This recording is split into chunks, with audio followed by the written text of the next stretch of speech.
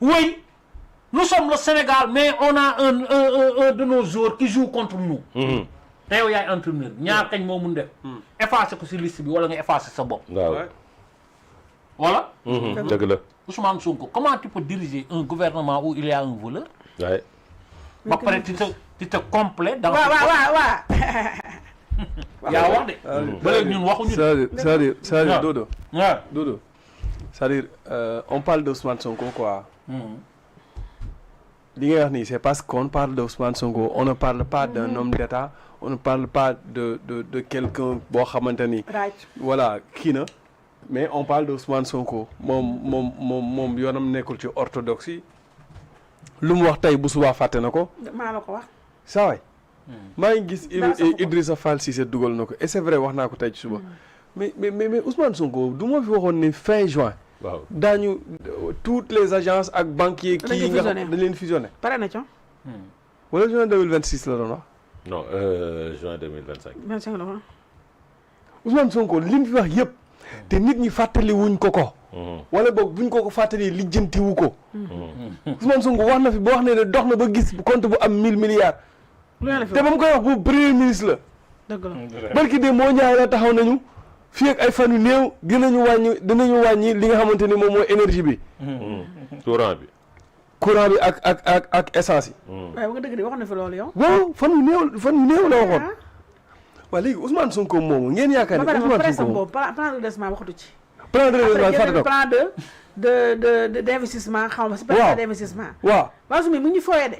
ak plan bu leen fay impôt. plan bu leen fay impôt. moom waaw. le premier ministre moo taxaw ne premier ministre. moo taxaw ne bu justice doxul. bu leen fay impôt. moo ko wax premier ministre moo ko wax loolu. non ñun. yow xanaa moom ku wax loolu normalement dañ la war a poursuivre. waaw léegi yéen. c'est un simple citoyen bu leen fay impôt. léegi yéen dañ la war a poursuivre. premier ministre boobu. kooku noonu ñuy wax noonu kooku nga xam ne ku ko déglu xam ne saa waay kii sa mooy loolu premier ministre boobu. le président de la république bi def par jour pour moom.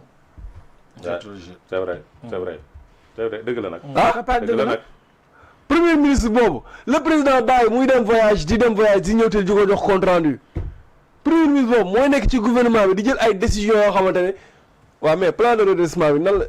est-ce que wax nañ leen yan conditions. ni ñu koy financé waxuma la loolu sax mais man yan conditions le président ma ne amee information plan de redressement bi. ci conseil des ministres dañ laa bindal ne le conseil a adopté le plan de redressement présenté par le premier ministre Ousmane Sonko. point. plan de redressement bi maanaam nan la ko président yëgee wala boog nan la ci waaw au même moment que tous les ministres. ah dégg nga. au même moment que tous les le président de la république laa wax. waaw.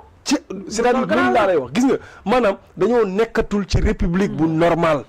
c'est-à-dire boo gisee ma lay décrire lii yëpp mooy l'anormal est devenu normal c'est-à-dire nekkatuñ ci république bu normal. c'est vrai. et république boo waxee xam nga da ngaa ne naan non loolu yëpp ci rupture bi la bokk. c'est-à-dire c'est pas de la rupture c'est de la pourriture. malheureusement. non répétez nga ne c'est pas de la rupture. c'est de la pourriture. merci beaucoup. très bien. mooy chronique bi mu bindoon ils nous ont vendu la rupture ils ont servi la pourriture. mais je te jure hein.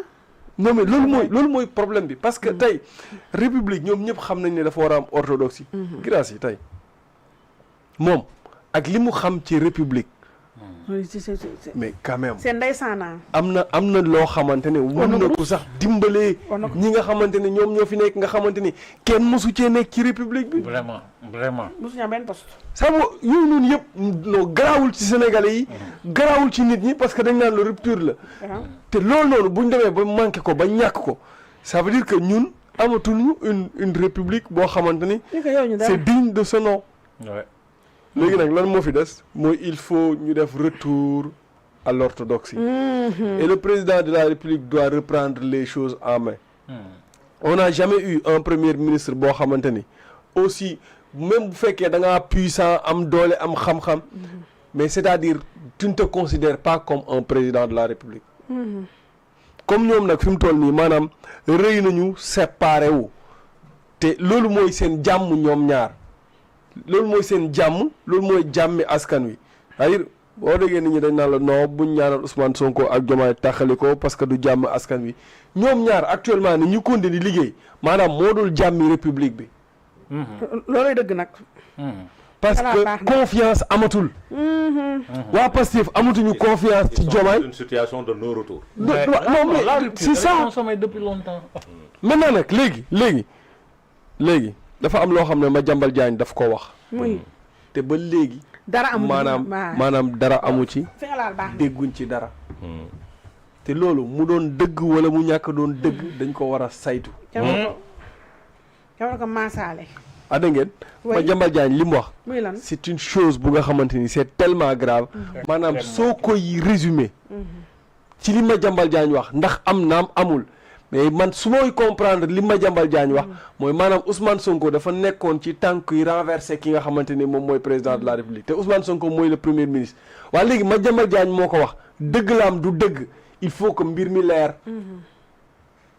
pour xel Sénégalais yëpp mën a dal parce que premier ministre lañ ko jiiñ te moom fas yéene yooyu yàbbi du ci wax moom du ci wax lii du ci président de la République ak ñi nga xamante ni ñoom ñoo ngànk sécurité réew mi ñoom ñoo ci war a taxaw ñoom ñoo ko war a lijjanti ba mu mat sëg te pour mu lijjanti ko maanaam il faut que ñu maanaam teg benn barrière ci diggante ñaari nit ñi léegi nag comme ni nga ko waxee rien ne plus rien ne sera comme avant maanaam Ousmane Sonko bi ñuy siwaat plus rien ne sera comme avant tu te veux dire quoi par là parce que Ousmane Sonko mi ñëwaat fii ci kii bi ci gouvernement bi ci conseil des ministres bi wute nag Ousmane Sonko ma defoon meeting la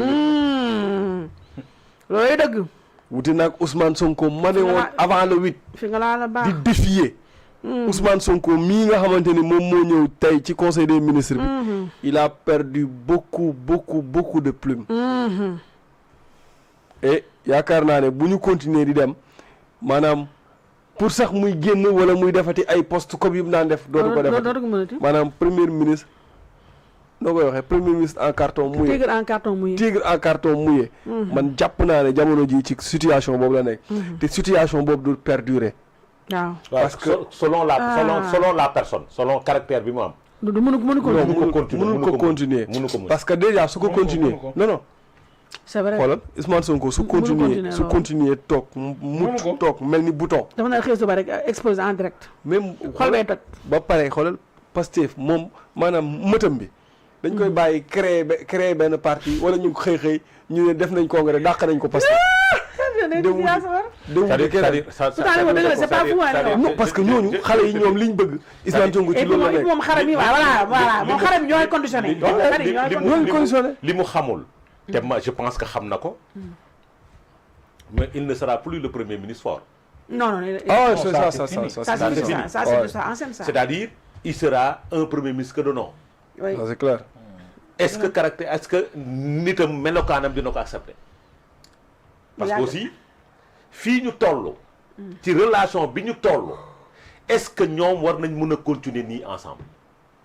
parce que dañoo nekk situation de non retour affaire bi dafa nëb.